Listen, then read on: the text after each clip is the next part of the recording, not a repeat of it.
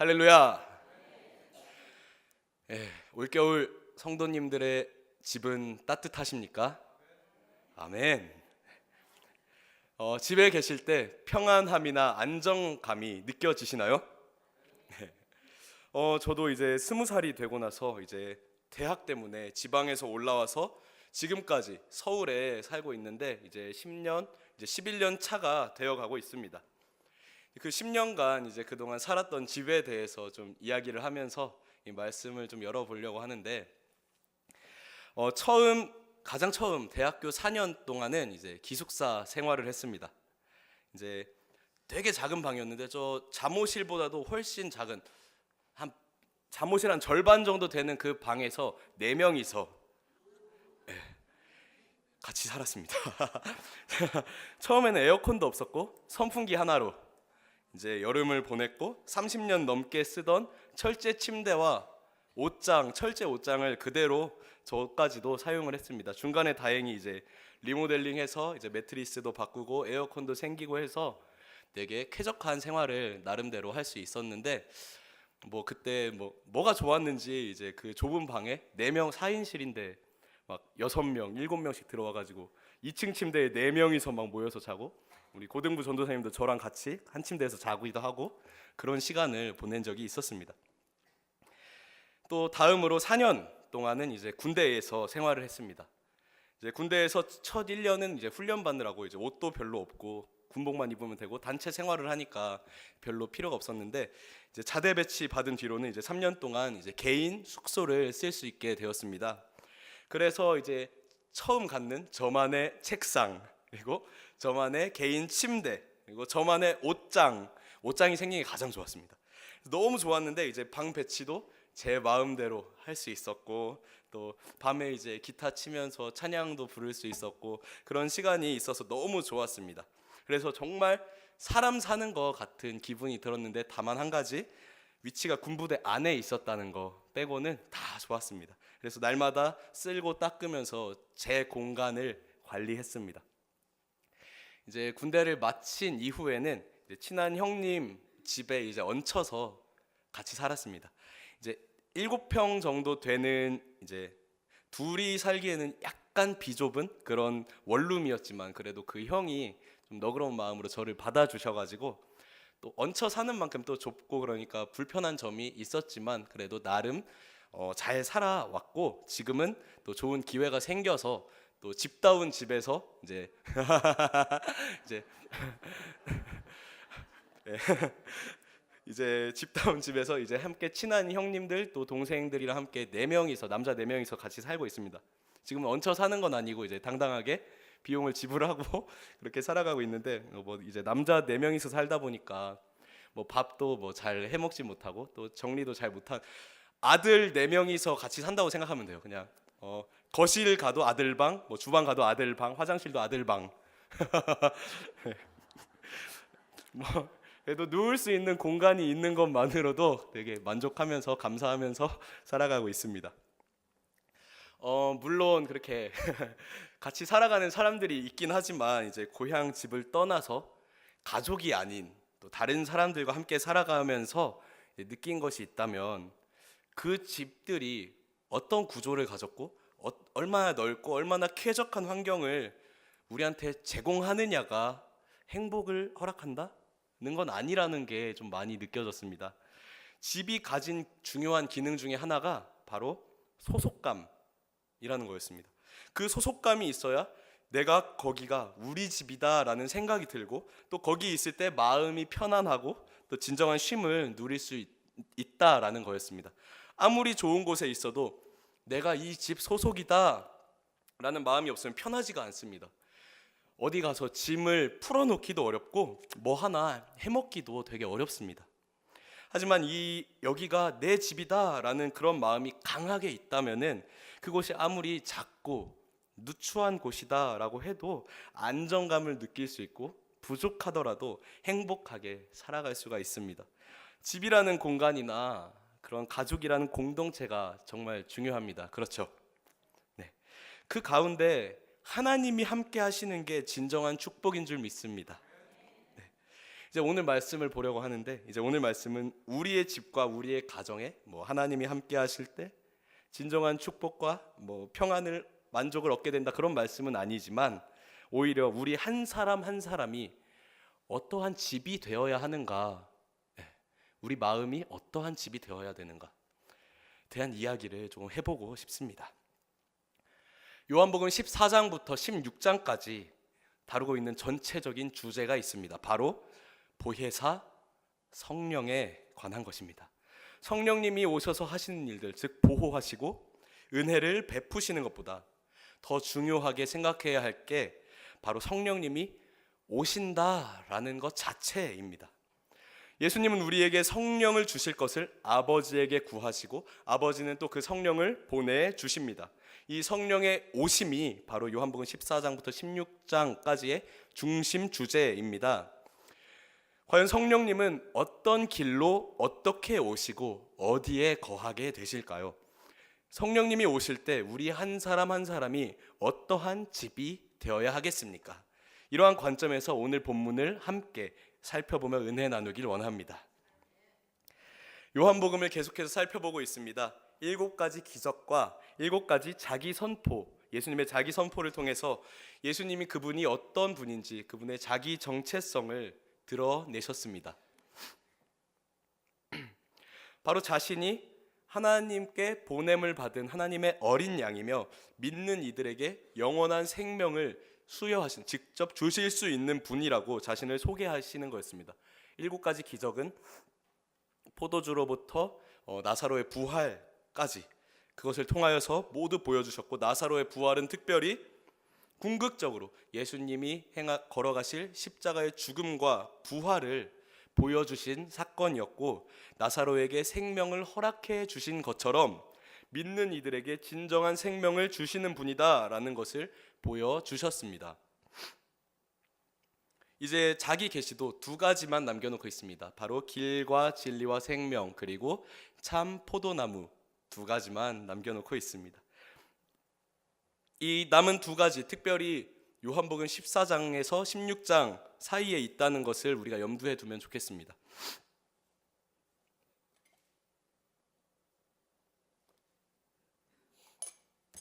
죄송합니다. 이 요한복음 14장에서 16장까지의 2가지 주제, 길과 진리와 생명 그리고 참 포도나무, 이 2가지 예수님의 자기 계시 가운데의 주제는 성령의 오심이라는 것입니다. 기억해야 할 것은 성령님을 보내주시기 위해서 예수님은 가셔야 한다라는 것입니다. 예수님이 가신 길을 따라서 성령님이 오시는 것입니다. 예수님의 제자 도마는 이 사실을 바로 이해하지 못하고 예수님께 물은 것입니다. 대체 어디로 가십니까? 예수님이 가신다는 길은 우리가 생각하는 잘 아는 안양천로, 남부순환로, 그런 실제 길이 아니었는데 도마는 그런 길을 생각하신 것이었습니다. 우리가 흔히 생각할 때 나그네 길을 걷는다, 인생길을 걷는다 할 때 무슨 의미인지 알고 있습니다. 이런 말을 해도 진짜 길이 아니다라는 것은 저희는 알고 있는데, 여기서 예수님은 이제 그런 도마의 물음에 이해를 돕기 위해 말씀하십니다. 내가 곧 길이요 진리요 생명이다. 오늘 주님의 이러한 자기소개를 성령의 오심이라는 주제 안에서 우리가 어떻게 받아들여야 할까요? 차근차근 살펴보도록 하겠습니다. 먼저 말씀을 읽고 시작하겠습니다. 중요한 말씀입니다. 요한복음 14장 2절부터 3절까지입니다. 내 아버지 집에 거할 곳이 많도다. 그렇지 않으면 너희에게 일렀으리라. 내가 너희를 위하여 거처를 예비하러 가노니 가서 너희를 위하여 거처를 예비하면 내가 다시 와서 너희를 내게로 영접하여 나 있는 곳에 너희도 있게 하리라. 아멘. 요한복음 13장부터 예수님은 이미 슬슬 떠날 준비를 하고 계십니다. 우리는 주님이 행하신 일들을 모두 알고 있습니다. 이후로 하실 일들이요, 주님은 분명히 우리를 위하여 십자가 죽음을 향해 걸어가실 것입니다. 그리고 지금 함께 읽은 본문은 주님이 가셔야 하는 이유를 말해주고 계십니다. 이렇게 말씀하십니다. 내 아버지 집에 거할 곳이 아주 많아. 너희를 위해 거처를 예비하러 가는 거야. 예수님이 우리보다 먼저 아버지 나라에 가셔서 우리를 위하여 거처를 예비하러 가시는 것이다. 천국을 완성시키러 가시는 것이다 하는 말씀을 해주십니다. 예수님은 세상을 떠나시지만 우리를 위해 잠깐 떠나신다고 하고 또 이렇게 말씀하시죠. 내가 다시 와서 너희를 내게로 영접하여 나 있는 곳에 너희도 있게 하리라. 아멘. 다시 오신다. 다양하게 해석할 수 있습니다. 기본적으로는 재림을 말씀하고 있습니다. 정리하면 이렇습니다. 예수님은 우리를 위해 세상에 오신 하나님의 아들이십니다. 그분은 우리의 죄를 대신해 십자가에 달려 형벌 받으시기 위해 지금 준비하고 계십니다. 그분은 그리고 우리를 대신해서, 우리 죄를 대신해서 그 형벌 받으시기 위해 십자가에 못 박혀 죽으실 것입니다. 그리고 단지 죽음으로 끝나는 것이 아닙니다. 부활로서 우리에게 죄로부터 승리를 허락해 주실 것입니다. 그리고 승천하심으로 잠시 세상을 떠나시지만 그것은 우리를 위한 거처를 예비하기 위함이고, 다시 오실 재림의 때에 너희를 내게로 영접하여 우리를 그 나라 백성으로 받아주신다라는 말씀입니다. 아멘이십니까? 네. 우리는 이것만으로도 주님의 은혜에 감사할 이유가 충분합니다. 방금 읽은 이 말씀을 다시 한번 상세하게 살펴보길 원합니다. 한 가지의 부분이 다른 해석이 가능하기 때문입니다. 바로 2절의 아버지 집이라고 하는 부분입니다. 예수님께서 아버지의 집이라고 말씀하시는 구절이 신약 성경에 총 3번이 나옵니다. 다른 구절들을 찾아보면 천국을 가리키는 내용이 하나도 없다는 것을 주목해 보길 원합니다. 하나같이 지상에 있는 성전을 가리키고 있습니다. 누가복음에서 어린 시절에 예수님이 성전에서 랍비들과 토론하는 장면이 나옵니다. 거기서 예수님은 성전을 내 아버지의 집이다 라고 표현했습니다. 성전의 장사꾼을 내쫓으시던 때에도 마찬가지입니다. 노끈으로 채찍을 만드시고 상을 엎으시면서 하시던 말씀이 내 아버지의 집으로 장사하는 집을 만들지 말라 말씀하셨습니다. 그리고 오늘 2절 말씀에서 아버지의 집이라는 표현이 나오고 있습니다. 저희가 말씀을 볼 때 이 예수님이 너희를 위하여 거처를 예비하러 가신다라고 하시기 때문에 우리가 나중에 거할 처소를 예수님이 준비하러 가신다라고 생각할 수 있지만, 통상적인 의미에서 아버지의 집은 성전을 의미하고 있다는 것입니다. 즉 여기서 아버지의 집도 우리가 거하게 될 하늘의 처소가 아니라 하나님이 거하시는 지상의 처소, 즉 성전을 의미하고 있다는 것입니다. 아버지의 집이 성전을 가리키는 거라면 이러한 해석도 가능한 것입니다. 성전의 의미는 하나님이 거하시는 처소입니다. 그 제단 가운데 하나님이 거하셨습니다. 구약 시대의 성전도 같은 의미였습니다. 하나님이 이스라엘과 함께 하실 때 성전에 거하셨습니다. 그것이 이동하는 성막이었든지 예루살렘에 고정된 성전이었든지 그 모양이 어떠하든지 그곳에 하나님의 이름이 항상 거하여 있었다는 것이었습니다. 중요한 것은 성령님이 그곳에 임하신 후에는 한 번도 그 자리를 떠나지 않으셨다는 것입니다. 출애굽기 40장 34절 35절 말씀 보도록 하겠습니다. 구름이 회막에 덮이고 여호와의 영광이 성막에 충만하매 모세가 회막에 들어갈 수 없었으니 이는 구름이 회막 위에 덮이고 여호와의 영광이 성막에. 아멘. 출애굽 시대에 모세가 광야에서 성막을 지었을 때 성령의 임재를 상징하는 여호와의 영광의 구름이 성막 안을 가득히 채웠습니다. 솔로몬이 예루살렘 성전을 완성하고 성전 봉헌식을 할 때에도 어김없이 영광의 구름이 임하였습니다. 열왕기상 8장 10절 11절입니다. 제사장이 성소에서 나올 때에 구름이 여호와의 성전에 가득하매 제사장이 그 구름으로 말미암아 능히 서서 섬기지 못하였으니 이는 여호와의 영광이 여호와의 성전에 가득함이었더라. 아멘. 이렇게 구약 시대에 하나님은 성전에 거하시면서 그 임재를 영광의 구름으로 보여주셨습니다. 그 구름이 성전을 떠나게 되었을 때는 더 이상 성전으로서의 가치가 없는 것입니다. 하나님의 영광이 떠났을 때에 엘리 제사장 시대 그 성막이 파괴되면서 블레셋에게 하나님의 궤를 빼앗겼습니다. 그 영광의 구름이 솔로몬 성전에 다시 나타났지만 에스겔서 10장 11장을 보시면 하나님의 영광이 서서히 떠나는 모습이 나타나게 되고 결국 바벨론에 의해 성전도 파괴되고 맙니다. 포로 귀환 후에 다시 성전을 재건했습니다. 근데 이상한 점은 그 재건된 성전에는 하나님의 영광의 구름이 임하지 않았다라는 것입니다. 학개서 2장 3절 말씀을 보도록 하겠습니다. 너희 가운데 남아있는 자 중에서 이 성전의 이전 영광을 본 자가 누구냐? 너희에게 어떻게 보이느냐? 이것이 너희 눈에 보잘것없지 아니하냐? 그렇지만 하나님은 한편으로 이 스룹바벨 성전을 솔로몬의 성전에 임했던 영광보다 더 큰 영광으로 채우겠다는 약속도 하십니다. 학개서 2장 9절 말씀도 한번 보겠습니다. 이 성전의 나중 영광이 이전 영광보다 크리라. 만군의 여호와의 말이니라.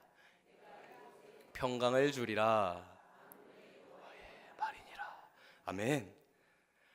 하지만 이 약속은 말라기가 끝나는 그 때까지도 성취되지 않았고 언제 이루어지게 됩니까?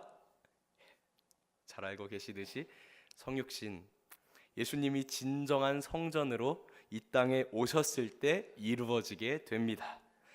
말씀이 육신이 되어 우리 가운데 거하심에 우리가 그의 영광을 보니 아버지의 독생자의 영광이요 은혜와 진리가 충만하더라. 아멘. 예수님에게 아버지의 영광이 있었던 것은 그분이 살아계신 성전이었기 때문입니다. 그 존재 자체로 하나님의 임재가 충만했기 때문입니다. 예수님이 세상에 함께 계실 때 그 이름을 임마누엘이라고 하였는데 하나님이 우리와 항상 함께 계시다라는 뜻입니다.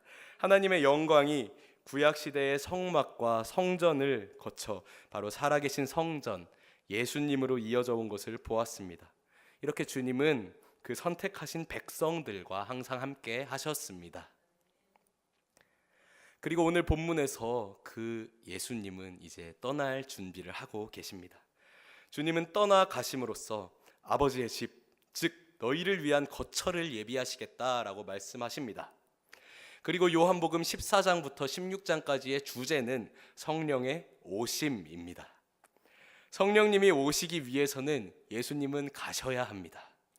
광야의 성막에 거하시던 하나님의 영광이 예루살렘의 성전에 임하셨습니다. 그리고 예수님이 친히 세상에 오심으로 그 영광의 빛이 세상에 있었습니다. 예수님이 가시면 오실 성령님은 어디에 계셔야 합니까? 우리 안에 임하셔야죠. 주님이 거처를 예비하러 가신다 하신 말씀의 의미가 이제 확실해져 가는 것 같습니다.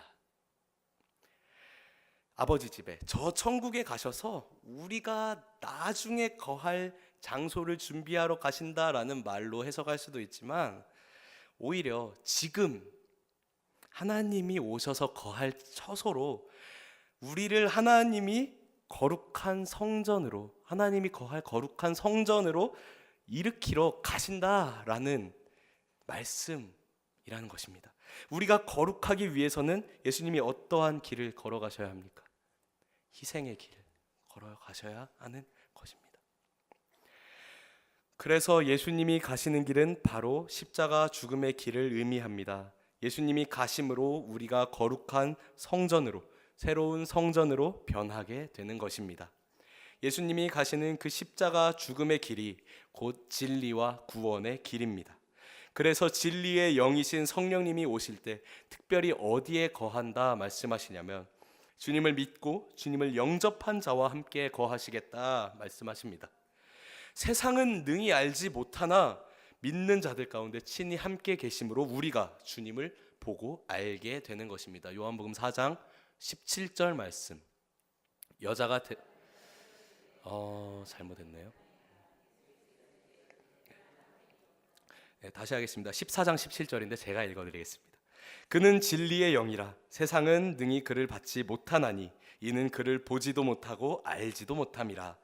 그러나 너희는 그를 안 하니 그는 너희와 함께 거하시며 또 너희 속에 계시겠음이라. 아멘. 3절에서 아까 다시 오겠다라는 말씀은 마지막 날의 재림을 말씀하심이 아니라 성령의 오심을 통해 우리와 함께 하시겠다라는 말씀입니다. 우리 한 사람 한 사람이 아버지의 집, 곧 하나님의 성전인 줄을 믿으십니까? 우리가 어떻게 세워졌습니까? 그리스도의 피로 세워진 하나님의 거룩한 성전인 줄을 믿습니다. 하지만 제자들은 주님의 말을 여전히 이해하지 못하고 대체 어디로 가시느냐 하고 물었습니다. 이에 예수님은 자신이 누구시며 하시는 일이 무엇인지 선포하십니다. 내가 곧 길이요 진리요 생명이니 나로 말미암지 않고는 아버지께로 올 자가 없느니라. 이 6번째 자기소개는 앞선 모든 예수님의 사역과 자기의 선포를 요약해주고 계십니다. 길 그리고 진리, 생명으로서 세상에 오신 예수님은 곧 그 길을 따라 돌아가셔야 한다라고 말씀하고 계십니다. 예수님이 오신 목적, 예수님이 가실 그 길은 곧 십자가 죽음의 길이었습니다. 하지만 죽음으로 끝이 아니라 부활과 그 영광의 승천, 그리고 다시 오신 재림까지도 그 길 가운데 포함되어 있는 것입니다. 그 길은 진리와 구원의 길입니다. 또한 그 길은 성령님께서 우리 안에 오시는 길입니다. 십자가의 죽음과 부활로 우리를 새 성전으로 변모시켜 주시며 진정한 생명의 근원이신 하나님이 우리 안에 새로운 거처를 삼으시고 성령으로 우리 안에 거하시는 줄을 믿습니다. 예수님의 죽음과 부활로 말미암아 우리가 새로운 성전이 되었기 때문에 성령님이 우리 안에 거하시고 우리와 함께 하신다는 말입니다. 내 아버지 집에 거할 곳이 많도다라는 말씀은 저 천국에 우리가 거할 곳이 많다라는 의미가 아니라 하나님이 거하실 성전이 많다라는 것입니다. 이 수많은 성도들의 마음 가운데, 우리들의 마음 가운데 지금도 주님이 친히 함께 하시는 줄 믿습니다. 진정한 성전이신 예수 그리스도께서 십자가의 길을 걸으심으로 휘장을 찢으시고 하나님께로 인도하는 유일한 길, 그 영원한 생명의 길을 열어주셨고 우리 한 사람 한 사람이 하나님이 거하시는 새로운 성전이 되었습니다. 서두에 드렸던 질문을 다시 한번 드리도록 하겠습니다. 그럼 이제 우리는 어떠한 집이 되어야 하겠습니까? 우리 안에 하나님이 거하시는데 우리가 어떠한 마음으로 주님을 모셔야 할까요? 물론 넓고 쾌적한 환경에서 사는 게 편할 수도 있습니다. 하지만 집은 무엇보다 거기가 내 집이라는 소속감, 확신이 있을 때 그때 평안과 안정을 누린다고 말씀드렸습니다. 우리 마음이 아무리 크고 넓고 뜨겁고 깊고 아름답고 하더라도 그 마음 가운데 다른 것이 자리 잡고 있다면 안 된다는 것입니다. 오직 하나님이 내 안에 계신 것을 확신하고 그 하나님의 뜻을 따라 살아갈 때 그 집이 조금 비좁고 누추할 수 있습니다. 하지만 주님이 그 우리 안에 거하시는 걸 기뻐하시지 아니하시겠습니까? 이러한 성도님들, 이러한 거룩한 새 성전으로 거듭나게 되시기를 소망합니다. 할렐루야. 예수 그리스도의 십자가 희생과 확실한 부활이 이루신 것이 무엇이었습니까? 하나님이 거하시는 처소가 모세 시대의 천막에서부터 이스라엘의 성전으로 예수님의 성육신으로 오셨다가 이제는 족속을 넘어 땅 끝까지 믿는 자들의 각 심령으로 친히 찾아오는 것으로 확장되었다는 것입니다. 우리가 어떠한 성전이 되어야 할까요? 새 성전으로 살아갈 때에 새 성전의 본질이 무엇인지 이어지는 말씀에 잘 나와 있습니다. 요한복음 14장 12절에서 14절까지 말씀입니다.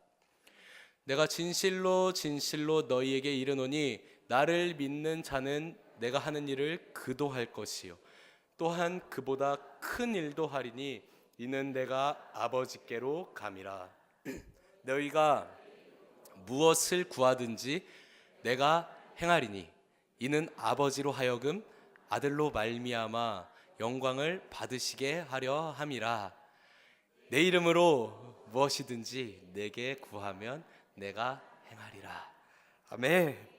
아멘. 예수님을 믿는 자는 주님이 하는 일을 할 것이며 또한 그보다 큰 일도 할 것이다 라고 말씀해주고 계십니다. 실제적으로 사도행전에 넘어가면 예수님이 행하신 일과 같은 병자를 일으키는 일도 일어나고 능력과 권능이 일어나기도 하고 수많은 성도들이 죽게 돌아오는 역사가 일어나는 것을 볼 수 있습니다. 예수님이 세운 제자는 기껏해야 12명, 많아야 120명.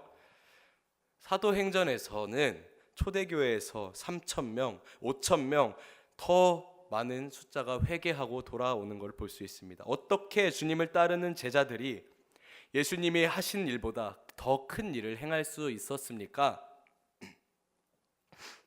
주님이 아버지께 가셨기 때문입니다. 예수님이 아버지께로 감으로써 우리가 할 수 있게 된 것은 바로 우리가 예수님의 이름으로 기도할 수 있게 되었다는 것입니다. 물론 예수님보다 더 큰 일을 우리가 하는 건 아닙니다. 기도할 때 부활하시고 승천하시어 아버지의 영광을 회복하신 예수님께서 우리를 통해서 그 큰 일을 행하신다는 것입니다. 13절에 이렇게 말하지 않습니까? 너희가 내 이름으로 무엇을 구하든지 내가 행하리라. 아멘. 새 성전으로 거듭난 사람들은 무엇으로 살아가야 하는 것입니까? 예수님의 이름으로 아버지께 구하는 것입니다. 새 성전의 본질은 바로 기도라는 것입니다. 성경 일독 잘하고 계십니까? 네. 지금 지난주에 요한복음 넘어가신 성도님도 계시고 이번 주에 또 이 해당되는 구절이 있는데 이 요한복음 14장에서 16장을 읽으실 때 이 성령의 오심과 기도의 연관성을 한번 주목해서 읽어보시면 좋을 것 같습니다. 성령의 오심에 대해 강조하는 만큼 이 기도에 대해서도 지속적으로 강조하고 있는 것을 발견하실 수 있을 것입니다. 새 성전이 된 우리는 본질적으로 해야 할 기능과 역할이 바로 기도라는 것입니다. 나를 믿는 자는 내가 하는 일을 그도 할 것이요 그보다 더 큰 일도 하리니 주님의 크신 능력을 우리에게도 주신다는 것입니다. 우리가 세상에 뽐내려고 막 자랑하라고 주시는 걸까요? 우리 보고 막 기도해서 성공해라, 이뤄라, 취업해라 하고 주시는 걸까요? 아닙니다. 너희가 무엇을 구하든지 내가 행하리니 이는 아버지로 하여금 아들로 말미암아 영광을 받으시게 하려 함이라. 아멘. 기도하는 한 사람을 통해 주님이 일하시고 기도하는 한 사람을 통해 하나님이 영광을 받으시는 줄로 믿습니다. 예수님이 가신 길로 말미암아 우리 각 사람이 성전이 되었습니다. 하나님이 거하시는 거룩한 성전인 줄 믿습니다. 성전의 역할은 기도입니다. 기도할 때 주님이 우리를 통해 친히 일하시고 또 영광 받으실 것입니다. 기도가 우리의 무기가 되어야 합니다. 기도가 우리의 사명이 되어야 합니다. 기도가 우리의 밥이 되어야 합니다. 기도가 우리의 호흡이 되어야 합니다. 기도가 우리의 모든 것이 되어야 합니다.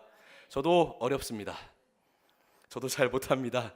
하지만 이 오늘 잠깐 뜨거웠던 기도로 말미암아 만족하고 오늘 잠깐 뜨거웠던 기도로 말미암아 내일은 좀 쉬자 이렇게 만족하고 하루하루 살아가는 게 아니라 앞으로 살아갈 세월 동안 기도로서 하나님을 붙잡고 하나님을 기쁘시게 함으로 하나님이 거할 처소로서의 역할을 온전히 다하게 되시기를 간절히 소망합니다.